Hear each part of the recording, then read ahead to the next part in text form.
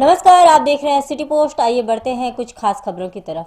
हरियाणा और महाराष्ट्र के विधानसभा चुनाव में खराब प्रदर्शन के बाद अब बीजेपी की अग्नि परीक्षा झारखंड के विधानसभा चुनाव में होनी है।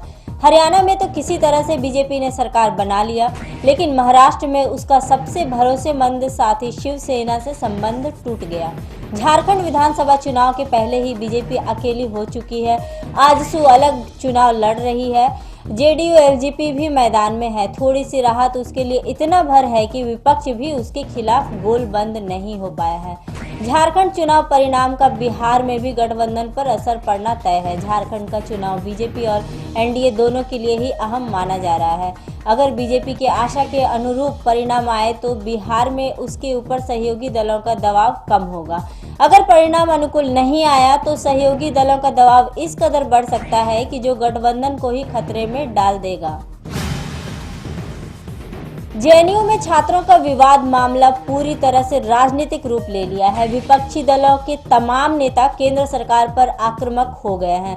बिहार के भी कई विपक्षी नेताओं ने नरेंद्र मोदी सरकार पर हमला तेज कर दिया है। पूर्व केंद्रीय मंत्री और आरएलएसपी के राष्ट्रीय अध्यक्ष उपेंद्र कुशवाहा ने भी मोर्चा संभाल लिया है। छात्रों की इस लड़ाई के साथ खड़े होते हुए उपेंद्र कुशवाहा ने जेएनयू छात्र विवाद के बहाने बिहार सरकार पर भी हमला बोला है। कुशवाहा ने बिहार और केंद्र सरकार को धनानंद की संज्ञा दे दी है। मानने से 83 लाख रुपए रिश्वत की मांग की गई है। उससे तो यही लगता है बिहार में घूसखोर अधिकारियों का मनोबल इतना बढ़ा हुआ है कि वो माननीयों को भी रिश्वत के लिए प्रताड़ित करने से बाज नहीं आ रहे हैं।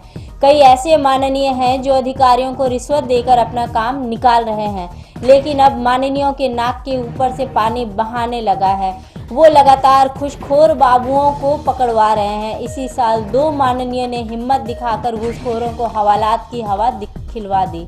बिहार में सत्ता पक्ष और विपक्ष के 2 विधान पार्षदों ने आगे आकर धन कुबेरों को घूस लेते गिरफ्तार करवा दिया।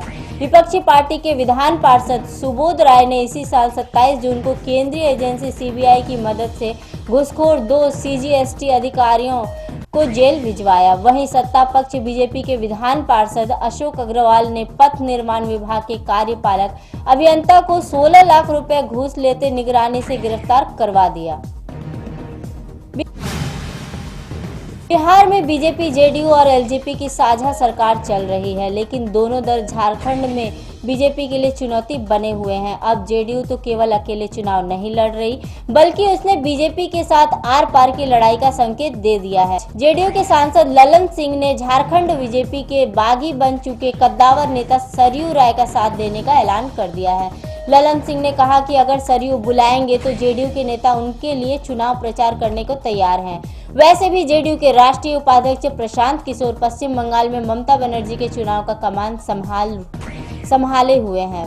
बंगाल और झारखंड में जिस तरह से जेडीयू काम कर रहा है, उससे लगता ही नहीं कि बीजेपी जेडीयू के बीच कोई रिश्ता है। सूत्रों के अनुसार सरयू राय बिहार के मुख्यमंत्री नीतीश कुमार को भी अपने चुनाव प्रचार के लिए आमंत्रित कर सकते हैं।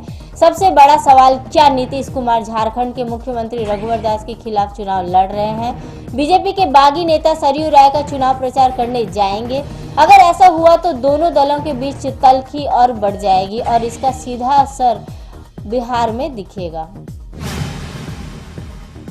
विश्व भर में बौद्धों और हिंदुओं दोनों के तीर्थ स्थल के रूप में मशहूर गया और बोध गया की तस्वीर अब बदलने वाली है। गया और बोध गया भगवान बुद्ध और विष्णु भगवान की धरती तो है ही, साथ ही यहाँ एक पौराणिक नदी भी बहती है।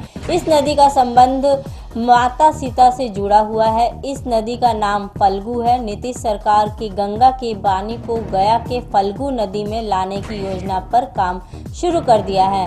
इस योजना से गया के लोग काफी उत्साहित हैं और उन्हें इस नदी को लेकर सीता के शाप के खत्म होने की उम्मीद जगने लगी है। इस खबर में इतना ही। अगर आपको हमारी ये खबर पसंद आए तो अपने दोस्तों के साथ खूब शेयर करें, लाइक और सब्सक्राइब जरूर कर ले, बेल आइकन क्लिक करना ना भूलें ताकि हमारी खबर सबसे पहले आप तक पहुंचे। धन्यवाद।